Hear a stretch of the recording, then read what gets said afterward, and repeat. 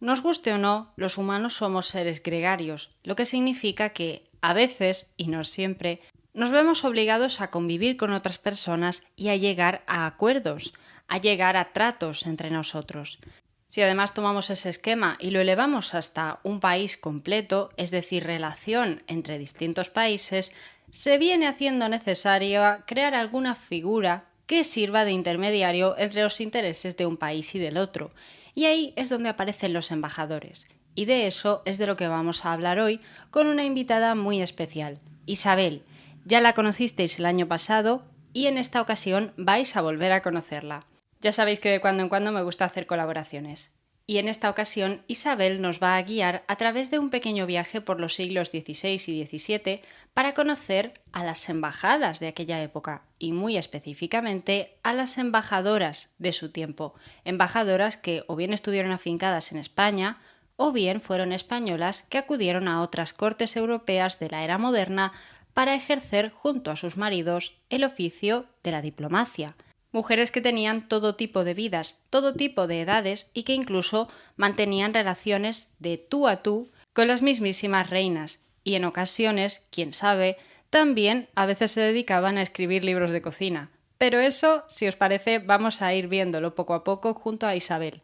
Si os parece bien, yo me callo y vamos a comenzar.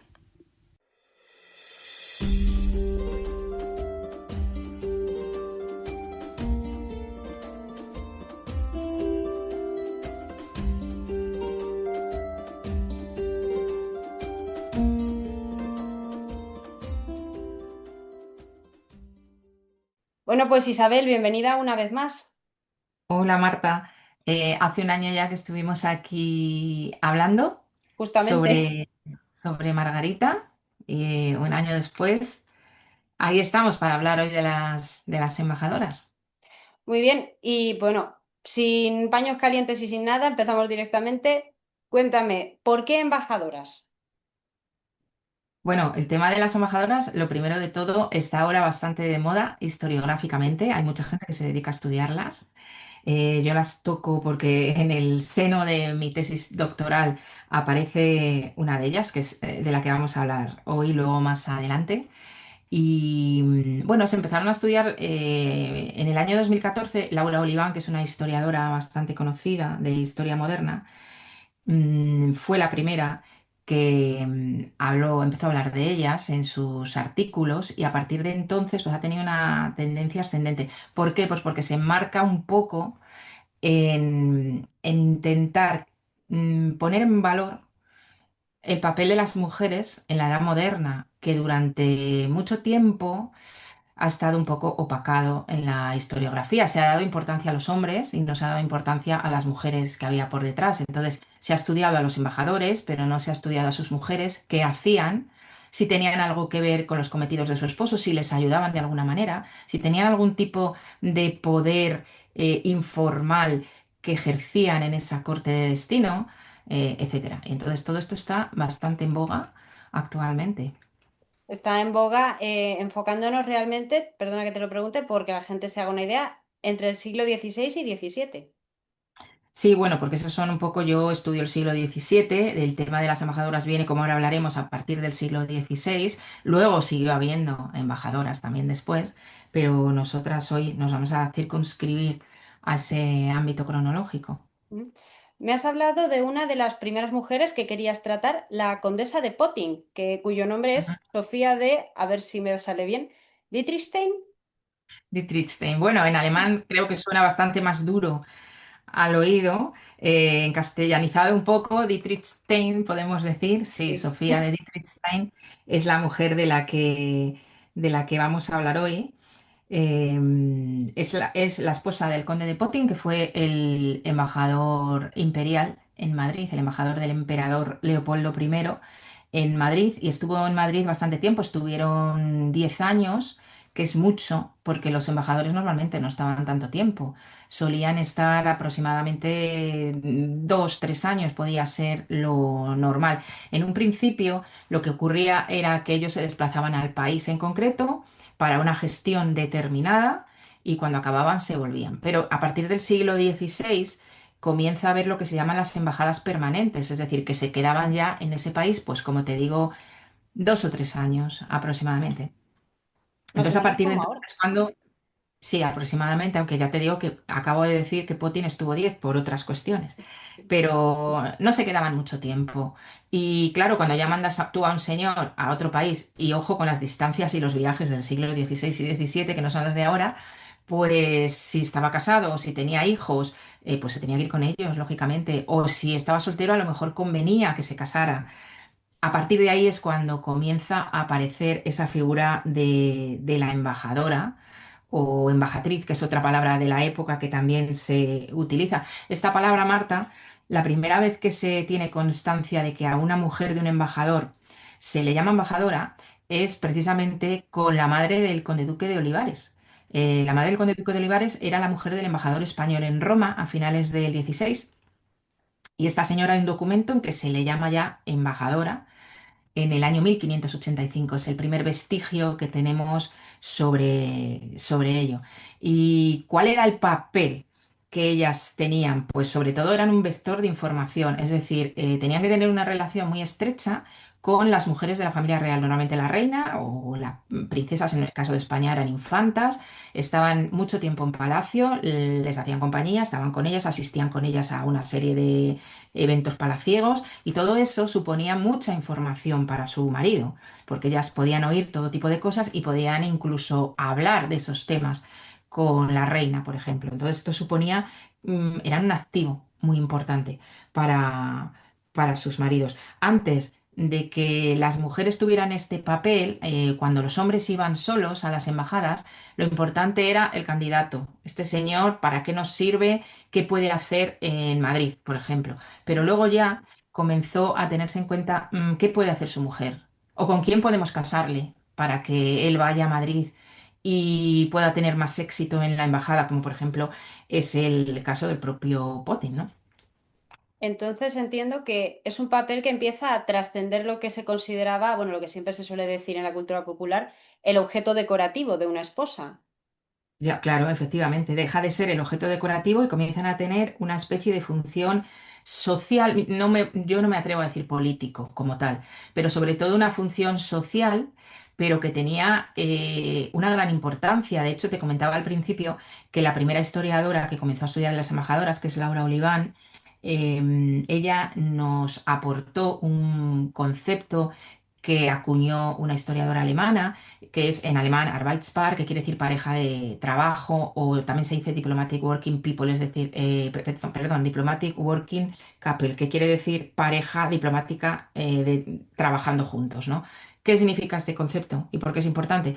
Pues porque indica que ellos trabajaban a la par y que lo que uno hacía más mm, visibilizado en la corte, ella lo hacía más por detrás, es decir, unos tenían un ámbito más público y ellas tenían un ámbito más privado, pero trabajaban a la par, o sea, era como si tuvieran un baile juntos. Entonces, ¿qué necesitamos? ¿Qué es lo que hemos venido a hacer aquí? Esto, bueno, pues yo voy a ir a hablar con el rey y tú vas a ir a hablar con la reina, o yo voy a ir a hablar con este embajador y tú vas a ir a hablar con su mujer a ver si ella te da una información. Entonces, era todo como un baile, lo que hacían y cómo trabajaban los embajadores. Esto es lo que es el famoso concepto del Arbeitspaar. Oye, pues es bastante curioso, es un concepto alemán. Sí, es Y una palabra alemana porque la primera historiadora que lo utilizó, digamos que se, entre comillas, inventó el concepto, es una historiadora alemana, sí. pues bastante curioso cómo se traduce también al español. Y centrando un poco más todavía la historia, los Potting como matrimonio, ¿por qué llegan a España? ¿Por qué son ellos los que vienen aquí? Bueno, vamos a ver, Putin era un señor que estaba bastante cerca del emperador, de Leopoldo I. No voy a decir que era su amigo, porque este es un concepto que no podemos aplicar. Pero bueno, tenían bastante relación, la tuvieron luego durante toda la vida de Putin, que fue el primero que murió, y había tenido ya algunos cargos importantes en la corte imperial. Entonces Leopoldo piensa en él para que venga a España como embajador. Putin ya estaba viudo, se había quedado viudo, luego hablaremos del tema de sus hijos. Estaba viudo y deciden pues que tiene que venir y que se tiene que volver a casar. ¿Y qué es lo que ocurre? Putin tenía pensado casarse con otra mujer de la corte. Digamos que estaba en negociaciones para casarse con otra mujer. Y lo que le dicen en la corte es, no te puedes casar con ella y te tienes que casar con esta señora que era Sofía, Sofía de Liechtenstein, y te vas a casar con ella y te vas a ir a Madrid.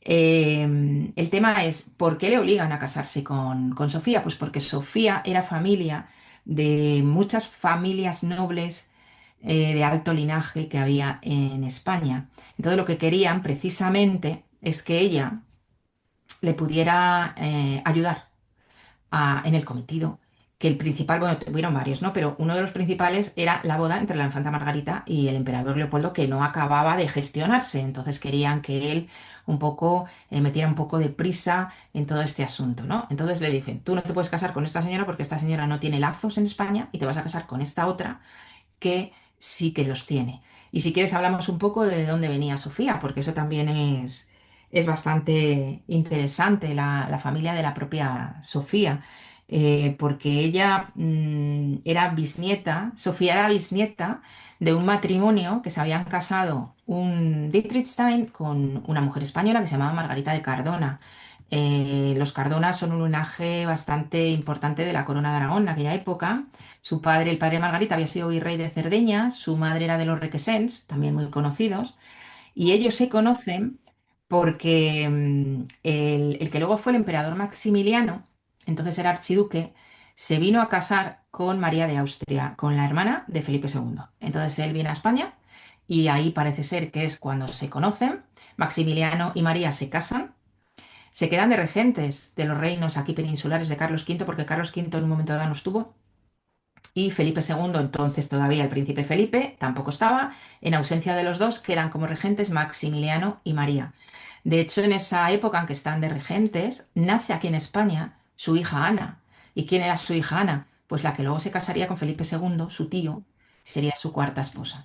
Entonces, en ese ambiente es donde están este Adam de Dietrichstein y Margarita de Cardona. Entonces, al casarse, forman una familia que tiene muchísimos hijos y todos esos hijos van a extender sus alas en la corte imperial y en la corte de los Austrias españoles. Van a estar muy bien relacionados durante bastantes siglos después. Sofía es su bisnieta.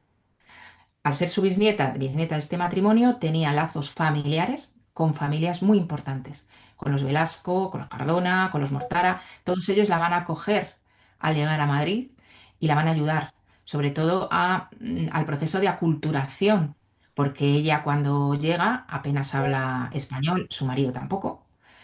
Pero bueno, son ellas las que le dan las primeras ayudas cuando llega, que además era muy joven porque cuando se casa con Potin, Sofía tiene 15 años, él tiene 39, es decir, Es una diferencia.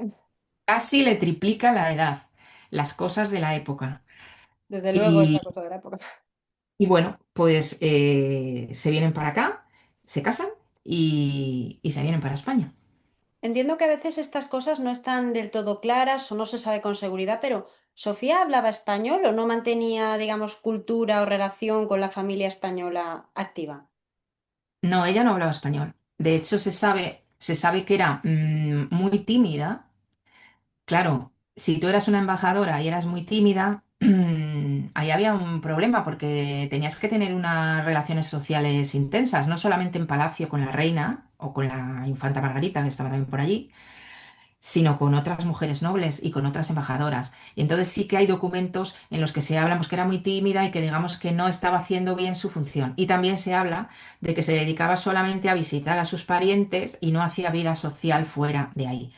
Entendemos que es hasta que el idioma un poco lo manejó. Sí. Porque Potín, por ejemplo, sí que hablaba algo de español, porque su diario lo escribe desde el primer día prácticamente y lo escribe en español. Se ve cómo va mejorando, cómo cada vez habla mejor, pero ya lo escribe en español desde el principio. Pero ella no, ella tardó un tiempo. Ujú. ¿Se sabe cómo era la relación del matrimonio o de eso no, Potín no dejó un registro demasiado amplio? Bueno, sí, ahí le hablaba muchísimo de ella. Mira, hay una cosa muy curiosa y es que en el diario que él dejó Ujú. habla de ella continuamente. Es la persona que más cita en todo el diario. Y sin embargo, en la correspondencia que él tuvo con el emperador Leopoldo, que se escribían continuamente porque digamos que era su jefe, Sí, claro. bueno, lo era. Lo era En tu esa término. correspondencia, fíjate, apenas la nombra a ella, nunca. Es una dicotomía ahí, es decir, él en el diario privado que él escribió en forma, bueno, porque los embajadores cuando volvían entregaban un documento que se llamaba lo solían llamar la relación. La relación era, bueno, pues como un informe, como el informe que hacemos tú y yo cuando se acaba el curso del doctorado. Sí, A ver, ¿qué es todo, efectivamente. qué es todo lo que he hecho, ¿no? Bueno, pues esto lo entregaban los embajadores. Entonces, el diario de Putin es una especie de relación sobre él, sobre todo lo que ha hecho. Entonces, llama la atención que ahí hable de ella continuamente, todo lo que ella hacía, a quién visitaba, todo. Y sin embargo, cuando habla con el emperador, prácticamente no la nombra. A fin de cuentas, aquí se podría hacer la típica pregunta de ¿qué pesa más, el ámbito privado o el ámbito profesional? Porque parece que hay una diferencia en el trato y una diferencia en se menciona en cada momento. Lo digo porque también me has comentado que a él le comentan que tiene que casarse con Sofía en vez de con otra mujer que estaba pensando, precisamente Sí. por sus conexiones. Y sin embargo, luego en la correspondencia oficial no se la menciona. La correspondencia que tenía con el emperador apenas la menciona, curiosamente. Y sin embargo sí que lo hace en la privada. También tenemos que tener en cuenta que en el siglo XVII el concepto de público y privado no era el de ahora. De hecho, el concepto este de intimidad tal, no existía. O sea, todo lo privado era de alguna manera público y mucho más si tú eras un diplomático y estabas allí representando a un emperador. O sea, ahí lo de la vida privada y la intimidad, todo lo privado era público, podemos decir. Sí, entiendo. No había esta separación que tenemos ahora. Sí es verdad que él lo que cuenta en el diario, desde luego dentro de lo que es un matrimonio de conveniencia, podemos decir, bueno, pues ellos se llevaban bien y él habla cariñosamente de ella continuamente, le hacía regalos por su cumpleaños, por el día que se habían casado, se ve que tenían una buena relación. Sí. Y este matrimonio, bueno, ¿este matrimonio tiene hijos o tiene descendencia que luego herede? ¿O esos niños si nacen se crían en España, en Alemania, bueno, en Viena? Pues mira, aquí hay un tema que a mí la verdad que siempre me ha llamado muchísimo la atención, porque como te decía, Putin era viudo. Putin había estado casado ya antes y había tenido cuatro hijos con su primera mujer y los cuatro hijos se le habían muerto. Entonces se casa con Sofía y con Sofía va a tener tres hijos y también se le mueren. O sea, este señor tiene siete hijos y se le mueren los siete. ¿Y estas muertes a qué se debían? ¿A alguna epidemia concreta, a problemas de nacimiento o es por la propia mortandad de la época? Bueno, ya sabes, sí, que la mortandad de la época era muy grande, que la mitad de los niños no llegaban a los 10 años. Lo que pasa es que, claro, que tengas siete hijos, aunque sean de dos mujeres distintas, y se te mueran los siete, es una estadística brutal. De hecho, también te digo que ella, Sofía, además de estos tres hijos que tuvo con Putin y que se le murieron, después hablaremos ahora que se volvió a casar, tuvo cinco hijos con el segundo marido y cuando ella muere solo le sobrevivía una. Es decir, ella tuvo ocho hijos y murieron siete. De hecho, la que le sobrevivió murió al poco que su madre, es decir, ni siquiera llegó adulta y a nada. Me parecen dos casos que es curioso que su estadística fue bestial, vamos, Es brutal. porque es casi 100% de muertos entre sus hijos. Entonces, los tres hijos que tuvieron ellos en España, porque yo los cuatro que tuvo Putin anteriormente no he logrado encontrar de qué murieron, pero los que tuvo, sí, pues uno de los niños murió nada más nacer, claro, un niño recién nacido puede ser cualquier cosa, Sí. y las otras dos murieron de enfermedad, una con 3 meses y otra con 6 años. Lo que ocurre es que la niña de 6 años y el recién nacido murieron con días de diferencia. Ay, O sea, a este matrimonio se le había muerto una hija de 3 meses y al año siguiente, en el mismo mes, se le mueren los otros dos hijos que tenían. Claro, pobrecito. eso, para que te hagas una idea, ellos no fueron ni al entierro, es decir, Putin encargó el entierro, fueron unos religiosos acompañando el féretro de los niños, él puso una inscripción en la caja, pero ellos ni siquiera van. a enterrarlos, ¿no? A las niñas las enterró además en Alcalá de Henares, en un convento que había fundado una tía de Sofía, y al niño bueno, lo enterró en Madrid en un lugar que ya no existe. Entonces, claro, son de estas cosas que a veces te encuentras y que dices, estamos en otra época. Sí. Nadie puede asumir lo que serían tener 7 hijos y que se te mueran los 7, pero es que incluso en aquella época me parece muy fuerte. La niña mayor, la de 6 años, sí que comentaba él que murió de tabardillo. Tabardillo es un tifus. El niño recién nacido, pues cualquier cosilla. Y la niña de 3 meses, que prácticamente era recién nacida, pues también igual. Él dice un catarro, pero bueno, ¿qué puede ser un catarro? No ¿Quién dice que a lo sabemos. mejor la hermanita, si estaba enferma y se acercó en algún momento, podría Al accidentalmente haber bebé. contagiado algo? Sí, sí, sí, sí. Y eso que fíjate que Sofía, cuando visitaba el palacio, cuando visitaba el Palacio Real, que era el Alcázar, se la llevaba normalmente porque a Mariana de Austria le gustaba que la llevara, y la niña ha estado presente en ocasiones, por ejemplo, cuando el rey Carlos II, que era un niño, pues cogió el sarampión, pues ella estaba también por allí. Nunca pilló nada hasta que pilló ya pues la última enfermedad, ¿no? Pero es mala suerte porque entonces se puede decir que del conde de Potín no quedaron descendientes vivos. Es que tampoco quedaron de ella. De ella No, le no, quedó no. una hija viva cuando ella muere, pero la niña era jovencita, también muere. Es decir, de él no queda nada. De hecho, todo su patrimonio se lo lleva un familiar suyo. No tenía hijos. Y mira que lo intentó y mira que tuvo hijos, el pobre, Sí. pero no Bueno, quedó pobres nada. los dos, hay que decir, Los pobrecitos los otros. dos. Sí, sí, sí, sí, sí, sí, tal cual, tal cual. Bueno, después de este momento que parece que nos ha revuelto un poco el estómago y demás, porque es bastante triste hablar de la muerte de los niños, el diario de Putin, como muestra de, a lo mejor, no sé si me sabrías decir si es más público, si es más privado, hablábamos antes que da mucha información sobre la vida del Madrid del siglo XVII. Sí, yo siempre digo que es una joya para los historiadores. De hecho, a mí me extraña mucho que este hombre y ella, pero sobre todo él, haya sido tan poco estudiado, ¿no? Cuando tú te metes en su diario, tú puedes como entrar en una ventanita al Madrid del 17. Y puedes conocer no solamente el ámbito cortesano, sino también cuenta muchas cosas de la gente normal, de la gente del pueblo. ¿Por qué? Porque ellos tenían muchos criados, habla cosas de sus criados, habla de un criado que se le muere, de un criado que lo asesinan en una reyerta, él se encarga de los entierros, se casan entre sí los criados de su casa, tienen hijos, ellos son los padrinos de esos niños, todas esas cosas también las cuenta. Ellos vivían en la calle de la Luna, en el distrito centro, muy cerca de la Gran Vía, donde está ahora la Plaza de Soledad Torres Acosta, que entonces no estaba claro. Allí era donde vivía, en el que se llamaba el barrio de los alemanes, porque Alemania no existía en el siglo XVII, el país que existe hoy en día. Antes Pero yo sí y que Maldito. el emperador, el emperador se le llamaba el emperador de Alemania. Ellos hablaban de Alemania. En los documentos se habla de Alemania, entendiendo Alemania como hay un ente que sería el Sacro Imperio. Entonces, eso se llamaba el barrio de los alemanes. Todos los que venían del Sacro Imperio acababan allí. Y es donde ellos se instalan. Los embajadores permanentes se pagaban ellos su alquiler de esa casa, claro, porque ellos no la compraron.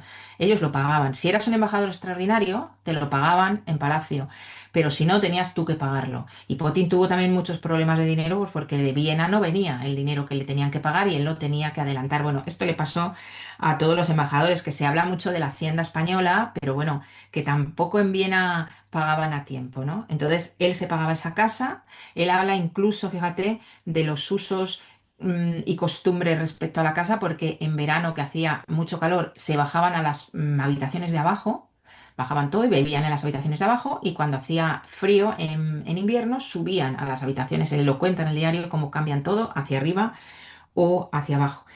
Y bueno, ¿qué vemos en el diario? Pues vemos un poco el día a día de los embajadores. Ellos, el principal cometido que tenían en España era lograr que por fin la infanta Margarita se casara con Leopoldo, La mítica menina.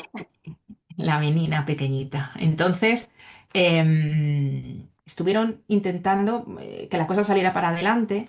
Finalmente lo logran en el año 1663, ya se firman las capitulaciones matrimoniales, pero la cosa queda un poco empantanada. ¿Y qué pasa luego? Pues que Felipe IV está enfermo y muere. Claro, aquello lo para todavía más, porque se queda de regente Mariana de Austria, y Mariana, pues en un principio lo que no va a hacer lo primero es decir, mi hija que se vaya a Viena. más tiempo de espera. Finalmente, en abril del año 66, Margarita sale para bien al gran triunfo que ellos tuvieron. Luego también tuvieron una cierta intervención en la firma de las paces con Portugal en el 68. Ahí también intervinieron los Fanshawe, que ahora hablaremos de ellos, que son otros embajadores. Y por lo demás, su vida era la normal de un diplomático de la época: aculturización a España y a Madrid, vestirse a la española. El vestir a la española era con el guardainfante, que no era lo mismo que vestían en Viena, porque en Viena vestían de otra manera, a pesar de que la infanta Margarita, cuando llega de emperatriz, ella sigue vistiendo a la española, pero ahí hay un tema de que su imagen era la de la heredera de Felipe IV, porque era la heredera mientras perdón, su hermano Carlos no tuviera hijos. Entonces, esa imagen de heredera se intentaba potenciar vistiéndola con guardainfante, pero lo normal era vestir de otra manera. Entonces, Sofía empieza a vestir a la española, empieza a seguir las costumbres religiosas, las novenas que se hacían en Madrid, las novenas cuando estaba embarazada, que iban las embarazadas a varias vírgenes, visitar conventos, visitar iglesias, muchas veces con la reina, con el rey también, Carlos II. Luego está el tema de los regalos. A ella le hacían muchos regalos. ¿Para qué? Para que mediara con su marido para algún asunto que quisiera esa persona que le hacía el regalo, y a veces se hacía por medio de la mujer, ¿no? De hecho, hay algún tratadista de la diplomacia que dice que hacer regalos a la mujer del embajador es mucho más seguro que hacérselo a él. Es decir, que va a tener más éxito si le regalas a ella que si le regalas a él. Y otra cosa que hacían también era ir bastante al teatro. Anda. A Putin le encantaba el teatro, iban a los corrales de comedias, y en Viena gustaban mucho las obras de los dramaturgos españoles. Por eso Potin a veces le envía a Leopoldo las obras. Algunas fueron representadas allí, enviadas desde España, pero ellos acuden continuamente al teatro, sobre todo después de morirse los hijos. Yo creo que ellos se meten en un periodo de desolación, que lo que intentan es estar como muy, Ni en la vida muy social. activos, ¿no? Sí, muy activos. Ella tiene mucha actividad ya, de visitas y de actividad diplomática, y van mucho al teatro. De hecho, fíjate, aunque no te lo he dicho antes, ellos no vuelven a tener nunca más hijos. Podríamos decir, a lo mejor ella se quedó estéril porque entonces en las condiciones que parían, pues podía haber pasado algo. No, luego tuvo hijos con el segundo marido. No fue el caso. Entonces yo creo que fue tal el golpe que tuvieron que ni siquiera siguieron intentando tener hijos y se dedicaron solo a trabajar. También había una diferencia de edades, posible que a lo mejor ellos dos decidieran, no sé, como empezar a hacer más vida separada o más una vida en la que dices, vale, vivimos juntos, tenemos una vida en común, pero ya como que no le cada vez le ven menos sentido igual a de intentar tener hijos. No sé, igual Putin a lo mejor sentía que ya de si había No salido puede- tan mal tantas veces. no podemos saberlo. No, no se puede No saber, claro. saberlo. Es difícil de elucubrar aquí, porque claro, en una época que no había anticonceptivos, No, claro. realmente si tú tenías una esposa con la que, como es normal, podías tener relaciones, pues a lo mejor podías tener hijos aunque no quisieras, ¿no? Pero es curioso que no tienen más hijos hasta él muere, luego lo comentaremos, en el año 78. Eso significa que estuvieron 9 años más casados y no hubo más hijos. Mi idea es que la desolación acabó con ellos, vamos. Eso es lo que Probablemente. creo. A ver, seguimos siendo humanos, las cosas como son, tampoco hemos cambiado tanto de una época a otra, realmente. O Claro, yo igual creo que alguien un poquito, sí. aceptaban las cosas de otra manera, primero porque era lo normal, esto le ocurría a todo el mundo, le ocurría a los reyes. Mm. Y segundo, porque claro, había una concepción de la vida muy teocrática, es decir, Dios lo ha querido. Algo Sí, que ahora, porque no creo que hoy a nadie que se le murieran los 7 hijos pensara Dios lo ha querido, pero ellos lo no. pensaban así. Es difícil Entonces yo suponer. creo que esa resignación cristiana les hacía tirar para adelante, A lo porque es mejor que si asumirlo. no, asumirlo de alguna manera. Sí, sí, sí. Entonces, ellos socialmente, de cara a la galería, es decir, hacia afuera, tenían vidas separadas, porque como te hablaba antes del Arbeitspar, cada uno trabajaba por un lado. Luego, claro, estaban juntos en casa, pero también dentro de la casa había una separación, es decir, ellos no dormían juntos, tenían habitaciones separadas, como los reyes. Eso además se sabe porque él habla a veces de que le he comprado a la condesa, la llamaba la condesa, Le he comprado a la condesa un, le he hecho hacer, no le compró, le he hecho hacer un cabecero para su cama y para su habitación y tal. Entonces había también una separación en la casa como ocurría en el Alcázar. Bueno, no eran las relaciones de ahora y mucho menos, como te decía al principio, un matrimonio de conveniencia, ¿no? Que era lo que fue el suyo. A fin de cuentas. Aún así, tengo la curiosidad, porque todas las anécdotas que cuentas sobre el diario de Putin, me vas a perdonar porque igual queda un poco vulgar decirlo, pero me recuerda un poquito a Downton Abbey, o sea, esa relación donde hablan de los, hablan de los criados, hablan de la familia, de los amigos, le he hecho hacer a mi esposa un cabecero nuevo. Putin Bueno, es bueno, te mucho voy a de decir eso. una cosa, te voy a decir una cosa. Él de lo que más habla es de sus temas de la embajada. Sí. Pues he ido, he hablado con el rey, he hablado con la reina, me ha pasado este documento, se lo he mandado al emperador, he estado todo el día escribiendo en casa el correo, hoy ha venido el correo, dice el emperador tal cosa. Eso es de lo que más habla. Lo que pasa es que también mete cosas un poco de su ámbito doméstico. No, Y pero muy también chulo. te voy a decir que Putin es súper irónico, a mí me encanta, y además cuando ya lleva años escribiendo, ya como maneja el castellano, es más fácil que utilice la ironía y hace unos comentarios a veces de la gente y de España. Él era bastante escéptico respecto a nuestro país, ¿no? Yo creo que nunca dice nada malo, ¿no? Contra España, pero bueno, hace algunos comentarios como que esta monarquía hacia dónde va y cosas así. Bueno, aún así es bastante curioso porque creo que tendemos todos a leer sobre estos personajes pensando qué gente más ilustre o qué gente más seria, no como ahora, que somos todos unos jijijaja, y sin embargo los ves luego, los lees y dices, si hacen los mismos chistes que nosotros, hacen los mismos comentarios, tienen los mismos problemas. Sí, incluso hace, recuerdo ahora un apunte que tiene, no recuerdo de qué personaje era, de alguien que le va a visitar y que hace un comentario como que más le valía ponerse pomos de olor porque debía ser que el hombre olía mal. Y entonces dice algo así como, más le vale ponerse pomos de olor. Es muy gracioso, Poti. Ay, qué bueno. ¿Y él escribía muy a menudo o escribía de Todos los días. forma... Todos los días. Es un diario, entonces él escribe todos los días. Día 1 de enero, lunes. Pum, pum, pum. Día 2 martes. Hay días que a lo mejor no pone nada, ¿sabes? A lo mejor dice, fui a ver al rey al palacio. Punto. Pero otras veces, pues cuenta de todo, todo lo que pasaba.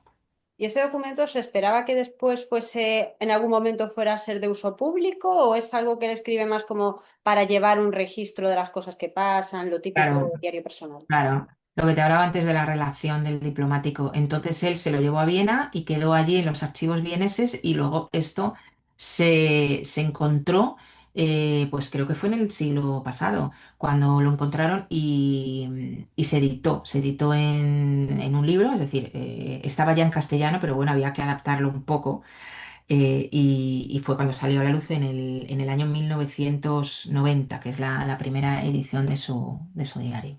Está editado en español, entonces, también. En español, sí, sí, sí, sí. ¿Quién lo diría? Bueno, Nieto me has dicho que Nuño estaba escrito en lo español. editó Nieto Nuño, fue el que hizo la edición, tiene dos volúmenes, Ujú. bastante grandecitos los dos, pero claro, fueron 10 años lo que estuvo. Y si escribes todos los días, pues al final te queda un volumen importante, Grande. Pero entonces el grande. diario estaba escrito en alemán o en español No, o no, medio no, medio, está escrito en español, entero. No, por eso entero. te lo decía, porque digo, si está editado en español, Tiene digo igual. Aparte tiene algunas, al principio sobre todo, algunas faltas gramaticales, a veces escribe traduciendo literalmente del alemán y entonces ves cómo pone las palabras como se ponen en alemán, que no es como se ponen en español. Pero luego ya a partir de los 2 años o así, ya te digo que maneja muy bien el idioma. Pues es bastante curioso. Y aquí hablando un poco de la vida de ellos y también su trabajo, me surge una pregunta antes de pasar a hablar, pues, qué fue el fin de estos 10 años en España. Por curiosidad, ¿Potín y su esposa tenían o habían tenido una relación con Mariana de Austria, con la reina, ya que ella también venía de la corte de Viena, o se conocen cuando ellos llegan a España? ¿O no se sabe? No, no, no, no, no, no, no, no. No, date cuenta, mira, primero Sofía nace 2 o 3 años, creo que fueron 3 años antes de la boda de Mariana. Eh, Nunca llegó a conocerla. Y Potin, que yo sepa, tampoco la conocía de antes, que no va a ser el caso de otros embajadores, los que le siguieron en la embajada, que vamos a hablar ahora de ellos. Sí que ahí había un conocimiento de la embajadora, conocía a Mariana de Austria, No, pero en este caso no. Vale, lo comentaba porque digo, igual también con lo que comentabas de la relación con las mujeres de España y tal, a lo mejor si la reina conocía a la embajadora, eso siempre puede hacer, no sé, que sea más fácil decir que sean Claro, amigas. claro, ahora lo veremos en el caso de los Harrag, cómo esto Pues ocurre. entonces, si te parece, cerramos un poco con los Potin, es decir, ¿cuál fue el final de este matrimonio que es un poco trágico realmente? Pues mira, finalmente ellos en el año... Putin quería irse a Viena, estaba siempre escribiéndole al emperador, me quiero ir, me quiero ir. Finalmente lo relevan. Y en el año 1674 se vuelven a Viena, dejan aquí enterrados a sus tres hijos y a él allí le esperaba un puestazo, porque claro, después de 10 años en España, su, entre comillas, amigo, ya hemos hablado de lo de la amistad al principio, Leopoldo I, le tenía un puesto de mariscal mayor de la corte imperial, o sea, top, de los top. Y en ese puesto queda, pero Putin muere en un accidente en las Navidades de 1678. Y ella se queda viuda y encima resulta que en el testamento él no la nombraba. Entonces queda en una situación económica muy delicada. Se sabe que pidió ayuda al emperador. Y claro, ¿qué pensó Leopoldo? Vamos a ver, la mejor ayuda que le puedo dar yo a esta mujer es darle otro marido. Y entonces la vuelven a casar con otro conde, en este caso con el conde de Lobkowitz, y se casa a los 3 años aproximadamente de morir Putin, en el año 1681, 2 años y medio más o menos, se casa con Lobkowitz. A Lobkowitz se lo mandan a España de embajador, de nuevo. En un principio viene como embajador extraordinario, porque los embajadores había los ordinarios que se quedaban y los extraordinarios que venían para una cosa concreta o para ayudar al ordinario en algo concreto, que el ordinario a lo mejor no sabía sacar adelante. Entonces, viene como embajador extraordinario y ella viene también con él. Aquí hubo bastante más problemas. O sea, la embajada de Putin fue bastante, entre comillas, bueno, exitosa. Pero la de su segundo marido no lo fue tanto, porque uno de los cometidos que tenían era promover la candidatura del archiduque Carlos como heredero de la monarquía de Carlos II. Estamos aquí hablando ya de los últimos años del siglo, cuando ya Carlos II se pensaba que se podía morir y vamos a ver a quién le deja la herencia. Ellos querían que se la dejara a Carlos, que era el hijo de Leopoldo. Pero Mariana de Austria, que era la madre de Carlos II, quería que se lo dejara a su bisnieto, el príncipe José Fernando de Baviera, que era bisnieto de Mariana, nieto de la infanta Margarita. Había los dos contendientes, ¿no? Ellos no lo lograron, ellos vinieron intentando a ver si podemos hacerle cambiar de opinión al rey y que deje todo al archiduque Carlos. No lo lograron. Como eran enviados extraordinarios, tuvieron otro problema y es que había tantas formalidades que a ella, por ser esposa de un enviado extraordinario, no la dejaban visitar a otras embajadoras. Por tanto, ella tuvo cortada esa vía cuando ya tenía mucha experiencia. O sea, se podía ver ese capital político que ella ya tenía, lo podíamos haber, lo podían. mm, haber fomentado y sin embargo ni siquiera pudo. Se sabe que el marido protestaba muchísimo por este tema, no hubo nada que hacer, es decir, no fue tan exitosa. Y luego en el año 96 muere Mariana de Austria, que era un poco el gran apoyo que ella podía tener, porque ya la conocía de antes. Entonces, a partir de ahí realmente acaba la embajada en el año 97. Vuelven a Viena y ¿qué le pasa a Sofía? Pues que el marido se le muere por el camino. Ahí va otra Antes vez de ir a viuda. Viena se le murió, entonces tuvo que irse con el cuerpo, lo llevó a enterrar a la cripta de los Lobkowitz en Praga y allí lo enterró y luego ella ya siguió su vida hasta que murió en el año 1711. O sea que sobrevivió a 7 de sus 8 hijos y sobrevivió a los dos maridos, a este último 14 años incluso.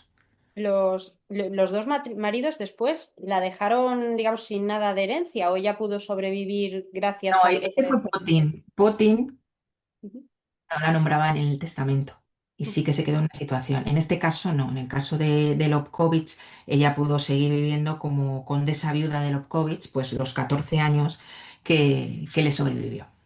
Vale, vale, vale. ¿Ellos dos tenían también diferencia de edad o en este caso era un matrimonio más igual en edad? Bueno, ten en cuenta que Sofía ya cuando se queda viuda de Putin en el año 78 ya nació en el año 46, creo que si no me equivoco. Por lo tanto, en el año 78 tenía 32 años, ya no era tan jovencita. No sé exactamente cuántos tenía Lobkowitz cuando se casó con ella, pero yo creo que ya no había esa diferencia de edad. Sería una edad bastante similar, porque de hecho el marido no era muy mayor, no muere de viejo, muere de una enfermedad que tenía y que en el transcurso del viaje se pone peor. Y la pobre pues tiene que llegar con él a la cripta de Loreto, la cripta que tienen allí los Lobkovich. Además hay un documento de los monjes en que hablan pues de que había llegado ella en un estado muy lamentable, emocional, lógicamente, y allí lo enterró. Ella de hecho, fíjate, cuando se muere, la entierran allí y fue la última persona que enterraron en esa cripta. Después de que enterraron a Sofía, se cerró y ya no la utilizaron más. ¿Por falta de espacio o por Sí, los porque monjes? decidieron otro espacio, sí, exactamente. Pobre, pobre mujer, aún así, tuvo una vida bastante azarosa, muy de viajes. Azarosa. Exactamente, sí, sí, sí.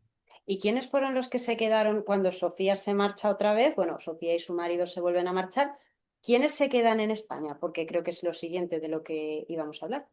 Sí, bueno, mira, cuando Sofía y Potin se van la primera vez que ella fue embajadora, los que vienen son los Jarrah.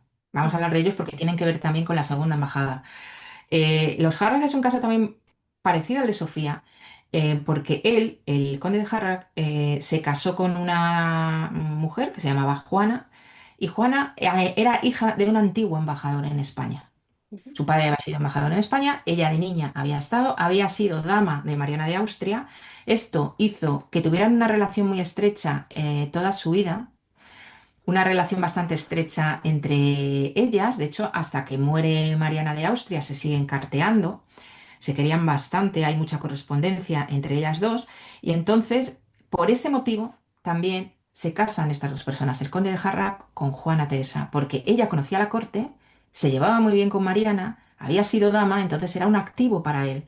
Y se casan. Y es el que viene, una vez que se va Potin, ellos son los que vienen a Madrid. Y curiosamente, en esta segunda embajada de Sofía, dices, ¿quién se queda después? Bueno, pues uno de los que va a venir después es un hijo de estos Harrag. Es decir, que igual que a los Potin lo sucedieron los Harrag, cuando luego Sofía con su segundo marido se va, también los que van uno de los que van a estar después es Luis o Alois, que es un hijo de la condesa de Harrag. o sea que va a repetir la familia otra vez. Sí, vuelve a repetir. Bueno, es que yo creo que esto eran siempre los mismos perros con distintos collares. En el ámbito diplomático casi siempre eran las mismas familias. Se podría entender como una suerte de gremio de los embajadores, casi lo estás describiendo y Casi. suena a un oficio. Casi, bueno, pues porque tú hayas sido embajador, pues dejabas a tu hijo en el mismo. Claro, Putin el pobre, como no tuvo hijos, pues no pudo dejar. Pero yo siempre pienso, ¿y si hubiera tenido un hijo, Putin? A lo mejor el hijo de Putin hubiera vuelto también de embajador a España. ¿Quién Historia, sabe? ficción. La saga de los Potin se podría escribir una novela. Sí, sí. Vale, una cosa que me llama la atención, bueno, otra cosa que me llama la atención, ¿la relación diplomática era igual con todos los reinos, todas las, bueno, repúblicas europeas o podía cambiar, no sé, con los franceses o con los ingleses? Bueno, a ver, aquí hay que decir una cosa, claro, que depende de cómo se llevara la monarquía con eso, con las otras monarquías. Ujú, Pues así estaba de bien considerado o de mal considerado el embajador en cuestión, ¿no? El embajador imperial, el del emperador, es decir, Putin en este caso, era el principal embajador de todos los que había, porque no, oye, no hay duda de que eran familia y por lo tanto, pues se le trataba muy bien. El único que estaba por encima de él era el nuncio papal. ujú. Dios por encima de todo. Bueno, eso Pero sí. luego él era el siguiente, para temas de precedencia de quién iba al primero, etcétera, que esto lo tenían muy metido dentro los embajadores, es decir, que no hubiera un embajador menor que pasara por delante de ti, porque claro, ellos lo que pensaban es, yo aquí estoy representando a mi soberano, entonces yo no puedo dejar que un soberano menor me pase por delante, ¿no? Entonces, el embajador imperial era el primero, después del nuncio. Luego estaban el grupo de los llamados embajadores de capilla, del que formaba parte Potin, que eran los embajadores de estados católicos.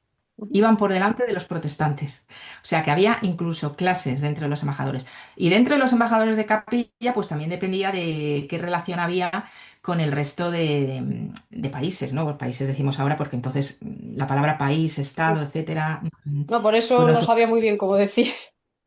entonces, precisamente en esta época, en la época que Sofía y Potín estuvieron aquí en España, había también un embajador, el embajador de Inglaterra, es bastante conocido, pero era protestante. Entonces, claro, digamos que era un embajador de segundas, a pesar de que colaboró con Putin a la hora de firmar las paces con Portugal del año 68. Este embajador se llamaba Fanshawe, su mujer se la conoce como Lady Fanshawe, escribió unas memorias sobre su estancia en España que son un poco parecidas, entre comillas, mucho más pequeñas, que, parecidas a las de Putin y cuenta un poco pues, todo lo que veía en el país y muchos datos curiosos. De hecho, una de las cosas que cuenta es que cuando su marido murió inesperadamente, cuando llevaban 2 años en España, y ella pues se tiene que ir de España con sus hijos, había dejado al menos una hija también muerta y enterrada en España, y se tiene que llevar el cuerpo de su marido, se va al norte de España, a Santander, y de Santander sale hacia Londres. Entonces, Mariana de Austria, en la última audiencia, intenta sobornarla Ay, con dinero para que se convierta al catolicismo. Y ella lo cuenta, y como le dijo, ningún dinero puede apartarme de la fe verdadera, o algo así le dijo Lady Fanso. Esta mujer además es conocida porque tenía un libro de recetas y la primera receta que existe de un helado es la receta del helado de Lady Fanso. ay, qué bueno. Lo que pasa es que estuvo aquí muy poco tiempo, ya te digo que tuvo que salir precipitadamente por la muerte de su marido y se fue, pero por ejemplo tuvo bastante contacto con Sofía, fue una de las que más contacto tenía. Se conocían entonces entre ellas las embajadoras. Bueno, sí, me has comentado las visitas a Eh, otras embajadoras. se visitaban unas a otras, tú hacías una visita, ella te la devolvía, tenían meriendas, tomaban el famoso chocolate que se tomaba mucho en las meriendas. A Sofía le traían el chocolate de las Indias. La virreina que había allí le mandaba chocolate y ella luego con el chocolate pues hacía la bebida. También Lady Fanshawe tiene una receta de cómo debía tomarse el chocolate al estilo que se tomaba aquí, que era picante, que Picante. le echaban especias picantes y así se lo tomaban. Debían tener el estómago a prueba de bombas. Entre eso y el comer barro, la bucarofagia, vamos, no sé ni cómo tendrían el estómago. Demasiado que luego decían se ha muerto de repente sin saber qué le ha pasado, ¿no? Uf. No, sí, lo extraño es que se morían los maridos antes que ellas. Pues anda, que no había causas, vamos, probablemente lo que ellos llamaban la opilación, que la opilación era pues como que se te cerraba el intestino por estas cosas. Ay, Cuando comían el pobre. barro, el intestino se le cerraba, lógicamente. Sí, claro. ¿Y las recetas de Lady Fanso, o sea, las escribía ella o las escribía el cocinero en su nombre No, o no, las tiene escritas ella y tiene incluso dibujos de cómo eran las chocolateras, que eran como si fuera una jarrita donde hacían el chocolate, pues también dibujaba los utensilios, pero tiene la primera receta conocida de helado, la suya, la de Lady Fanso. Una la mujer verdad? además de la que se dice de ella un contemporáneo que era una mujer con mucho imperio sobre su marido. Dejémoslo ahí, tener mucho imperio sobre su marido, ya Tenía, nos imaginamos lo que es. tenía que tener un carácter Sí. la mujer. Pues mira, es curioso porque estuve leyendo, bueno, hace unos años me leí Guerra y Paz de Tolstoy, a ver si me voy a equivocar ahora de nombre. Y me acuerdo que mencionaban que ellos de postre tomaban helado de piña. Y yo decía, fíjate, en el siglo XIX ya tenían. Pues mira, me acabas de dejar ahora. Al Sí, sí. 17 nos vamos con las recetas de helado. Pero bueno, ya como último apunte sobre la comida, deduzco que entonces la receta de chocolate ha cambiado mucho, porque ahora no nos lo tomamos picante. No, no, no, ellos lo tomaban bueno, había muchas formas de hacerlo, ¿eh? Pero ella lo cuenta picante y lo tomaban de muchísimas formas, había muchas recetas. Y entiendo que no con el azúcar que le echamos ahora, sino que era el propio, o sea, el chocolate puro y duro amargo. El cacao original, como quien dice, que lo venden ahora y es el más caro, el Claro. puro. Bueno, el más caro y el más fuerte. Yo la verdad que no sé a qué sabría el chocolate picante, no me lo imagino. Así como curiosidad para todos los oyentes también, en la chocolatería Valor sé que ponen un ejemplo de chocolate picante que está ¿Ah, sí? bastante bien. Sí, pero es suavecito, o sea, no tiene mucho, tiene el toque de las especias, pero no mucho. Bueno, pues mira, se puede tomar y podemos saber cómo la tomaban en el siglo XVII. Eso seguro que preguntando se adivina. Bueno, perdona porque me haya desviado, pero es que lo reconozco, me encanta el chocolate, soy muy fobrofa, entonces se me ha ido, pero es que era curioso. ¿Y más casos de embajadoras se conocen o estas serían las principales que se conservan documentos? Bueno, a ver, hay muchas, porque además nos estamos olvidando de que también las nuestras iban al extranjero. ¿Es cierto? Por ejemplo, hace poco se ha defendido una tesis en la UNED de Marta Sánchez Vasco sobre las embajadoras españolas en Roma, por ejemplo, que también hubo muchas. Te hablaba al principio que la primera vez que se utiliza la palabra embajadora fue con la madre del conde duque de Olivares, que era embajadora en Roma, allí nació él, como te decía. Entonces, había muchas, de acá para allá, de allá para acá. Por ejemplo, en Londres hubo una española, la condesa de Gondomar, que es una mujer que la ha estudiado bastante Diego Herrero, que está en Valladolid, en la Universidad de Valladolid, que también fue una mujer de armas tomar. Y él, además, en los artículos que tiene sobre ella, pues cuenta un poco cómo llevaba la embajada y cómo ayudaba a su marido. Y porque Sofía, fíjate, quizá era más, pues bueno, la tachaban de tímida y yo creo que su papel no era demasiado fuerte, ¿no? No era esa mujer con mucho imperio sobre su marido, como era Fanso, ¿no? O como era la condesa de Gondomar.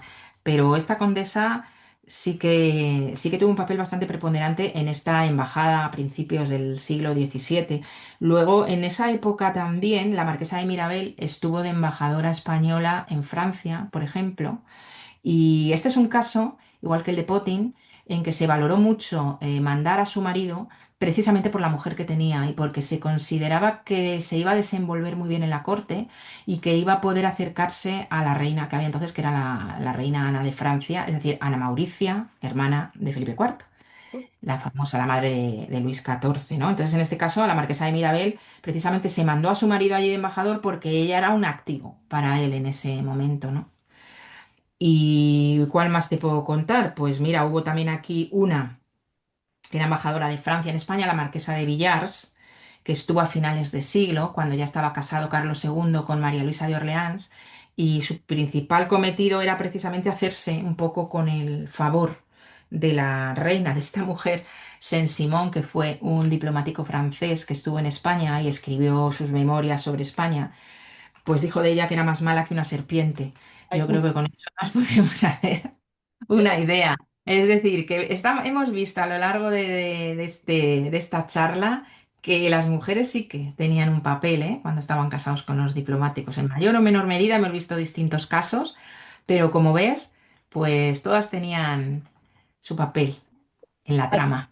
así como curiosidad, si se me permite aportar algo que, bueno, no es mucho de embajadas, pero es curioso, San Simón, bueno, no sabría decir si embajador o tal vez era un Sí, poco era militar embajador en también, España, sí, diplomático, sí, escritor. que también era un poco militar, no sé muy bien Sí, sí, exactamente sí, el sí. rol.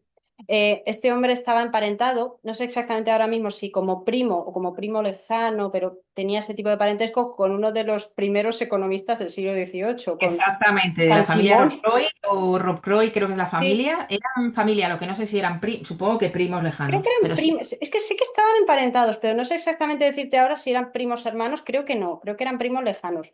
Pero sí, es sí, sí. curioso, la disciplina económica está en todas partes. Lo que pasa es que el que hablas tú, el economista, es posterior, es como de Sí, es principios del posterior, es un 18, poquito ¿no? posterior. Bueno, lógicamente de la época de nacimiento de la ciencia económica.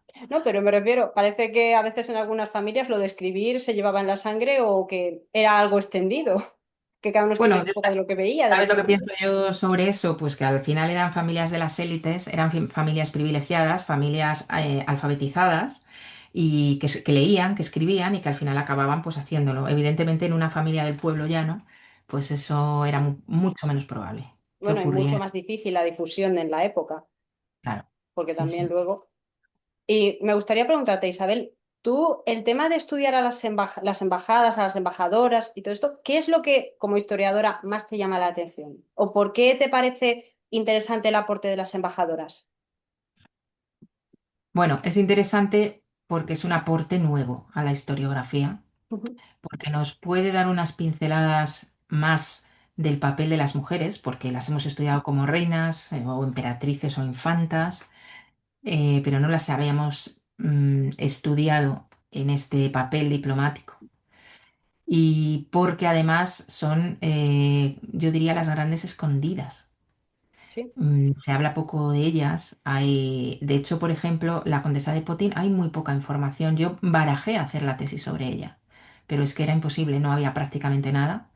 No puedes montar una tesis con apenas documentos. Pero, pues eso, son un poco las olvidadas. y creo que es un campo muy interesante de investigación, la verdad. También es un poco una lástima, o me parece una lástima así como comentar, que por el hecho de que haya poca documentación o poca información sobre un personaje es como, dices, vale, no puedo hacer la tesis sobre este personaje, pero parece que se van quedando poco a poco en el olvido o que esa poca información que se tiene sobre ellos se va dejando como en el cajón y hay personajes que no se conocen y son muy interesantes, sin embargo. Claro, debido a la poca información. Por eso te decía que no, ya, no hablo ya de ella, pero sí de él. A mí me extraña que sobre él no haya ningún trabajo de investigación serio. Yo, por ejemplo, en mi trabajo de fin de grado de historia lo hice sobre ella. Pero creo que Potting es un personaje que se merecería una tesis y que sí Sí. que habría material para una tesis. Y no está estudiado, tampoco está Harrack, ni no. Creo que es un campo bastante nuevo, todo este campo diplomático. Quizá la fanshow, como los ingleses siempre han sido más de estudiar su historia y demás, a lo mejor hay algo más sobre ella o no tanto. No te creas. Todas las embajadoras que hemos hablado, todas tienen algún historiador que las estudia. Todas. Pero yo me refiero a un trabajo así más grande, tipo, pues eso, tesis doctoral. Poco, hay poco de ellas. Pues es realmente interesante porque fuera ya de lo que es la actividad política, social y demás, hemos hablado aquí de muchos textos y de muchas anécdotas de las personas, es decir, también se conoce a través de ellas cómo se veía el mundo, sobre todo a ojos de un extranjero como era el Madrid de la época en este caso. Claro, de hecho, mira, cuando hablábamos de la bisabuela de Sofía, de esta Margarita de Cardona, y que se casó con Adán de Dietrichstein, ella tuvo varias hijas y tres de ellas, cuando ellos vuelven a Viena, se quedan en el Alcázar. Entonces, esas tres mujeres son súper interesantes. Y están muy poco estudiadas. Hay una historiadora que se llama Vanessa de Cruz, que sí que tiene algunas publicaciones sobre las tres hijas que se llamaban Ana María e Hipólita. Em, Estudia las cartas que ellas le mandaban a su madre a Viena. Esas cartas son una delicia, porque es que cuentan cómo era por dentro el vivir siendo una dama en el Alcázar, cuentan lo que pasaba, cómo se peleaban por las habitaciones, ahora nos están haciendo aquí unas obras en la habitación tal, en la habitación cual. Todo eso es una visión privilegiada de ese mundo de los, es un mundo del que no hay tampoco vestigios. Ya te digo que las ha estudiado Vanessa y también son tres mujeres pues que están ahí, pues eso, un poco opacadas, ¿no? Por la historiografía. No, no, desde luego, al final parece que nos centramos mucho. Habrá trabajos a, bueno, perdóname por la expresión, a patadas sobre los reyes y sin embargo de otros personajes de la corte no se sabe tanto. O no sé, hay veces, a veces ni siquiera se llega a saber qué hacían en la corte o por qué estaban allí o por qué se les pagaba, se les mantenía. Hay muchos Sí, sí. personajes. Hombre, campo hay mucho para estudiar. Sí, eso Campo hay desde mucho. luego. Pero la historia moderna salen pocas tesis al año. Entonces, pues bueno, Una cada uno lástima. elige lo que le gusta, ¿no? Habrá quien diga que a lo mejor ahora con la IA se puede sacar más tesis, pero a saber cómo son. Pues mira, precisamente hoy he leído en Twitter, porque yo lo sigo llamando Twitter, una persona que contaba que le han citado en un artículo publicado en una revista. Le han citado a él un artículo suyo y ese artículo él no existe y él no lo ha escrito. Ostras. Entonces, eso que indica que esas personas que han escrito el artículo en la revista lo han escrito con inteligencia artificial y la inteligencia artificial se lo ha inventado. Pero que los revisores de la revista tampoco han comprobado que eso fuera verdad. O sea, esta persona dice, a mí me han citado con un artículo que no es mío y yo no he escrito. A lo mejor No se es un equivocaron con el título. no, no es un error, no es un error, es un invento. Sí, sí. Uf. Aquí estamos. Así estamos. A veces, por desgracia, también, o precisamente en Twitter, yo estuve leyendo que hay gente que escribe su artículo, pero como luego las normas no, de edición, no, perdona, de citación son pues la que quiere cada revista y demás, a veces le piden ayuda a la IA para que les ayude a organizar la bibliografía y es a veces ahí cuando les meten algún, con Sí, perdón, sí, sí. gazapo de este tipo. Sí, pero hombre, tendrías que revisarlo tú y Sí, mirar que no te han bueno. cambiado. Pero por lo visto, había varios artículos inventados en ese artículo, o sea, no sé dónde vamos a llegar. Oye, siempre pueden decir, no, no, no, es que está perdido en el archivo de no sé dónde. Pero bueno, perdona por este momento, Isabel, pero me parecía curioso. Porque ahora con las tesis siempre va a haber un poquito de follón y con la historiografía también. Oye, pero mira, yo no sé si una tesis doctoral en otras materias lo puede hacer la inteligencia artificial. Te puede ayudar a hacer cosas. Pero yo veo imposible que a mí mi tesis me la pudiera hacer la inteligencia artificial porque el trabajo que yo hago no lo puede hacer un chat No, ni la GPT. mía, es que es imposible. Eso me parece a mí, vamos. No, no, no, es que es imposible. O sea, te puede a lo mejor, qué sé yo, igual te dicen, no, te hace una tesis, pero es que te la hace mal. Otra cosa es que tú a lo mejor yo entiendo que es diferente que tú digas, no sé, me aprovecho de esta herramienta a lo mejor para buscar o para, no sé, para que me ayude a buscar sobre algún tema concreto, para organizarme un poco, qué sé yo, no entiendo este texto, que me explique algún concepto, pero es que ya que te lo escriba todo es un problema. Hombre, y además, ¿quién va a ir al archivo? Porque al archivo no puede ir a la inteligencia artificial. Estaría Y entonces gracioso. Dentro de poco mandarán a los robotitos. el trabajo de archivo lo tienes que hacer tú. Y que te lo pueda transcribir, pero si es que yo no me fío de lo que me transcribe. No, no, no. Yo prefiero transcribir yo lo que yo veo. Entonces, bueno, no sé hasta qué punto. Es un problema. Pero si quieres, esto lo podemos hablar otro día. Es los problemas de la IA en historiografía o ventajas que te puede dar o, no sé, curiosidades que nos da. Bueno, sí, entonces Isabel, no me queda más que darte las gracias por haber venido una vez más, que hace ya un año se cumple el aniversario de la última vez que colaboramos. Y bueno, no Ujú. sé si quieres comentar algo último para los oyentes, dar algún mensaje, no sé, o despedirte a tu manera. No, bueno, creo que no tengo nada más que decir. Espero que les haya resultado interesante la charla, que espero que Sofía les haya llegado, pues como me llegó a mí cuando la conocí por primera vez, que me enamoré de este personaje, de Sofía de Dietrichstein. Y nada más, que dentro de un año pues nos volveremos a ver. Bueno, dentro de un año o antes, queremos. Bueno, hablar no, porque tú y yo hablamos Y ese sí. continuamente. Bueno, yo reconozco a los oyentes, ellos lo saben que soy un poco desastre, así que, bueno, yo igualmente, cuando siempre que puedo, a mí me gusta escribirte y hablar contigo, Isabel, así que te pido disculpas por lo desastre que pueda ser a veces aquí públicamente. Y bueno, pues muchísimas gracias por venir, no me queda nada más que añadir. Muchísimas gracias a todos por escuchar siempre. Y bueno, nos vemos aquí en Relatos de la Historia la semana que viene con otra historia, con otra curiosidad que me encuentre y que os quiera contar. Así que muchas gracias a todos.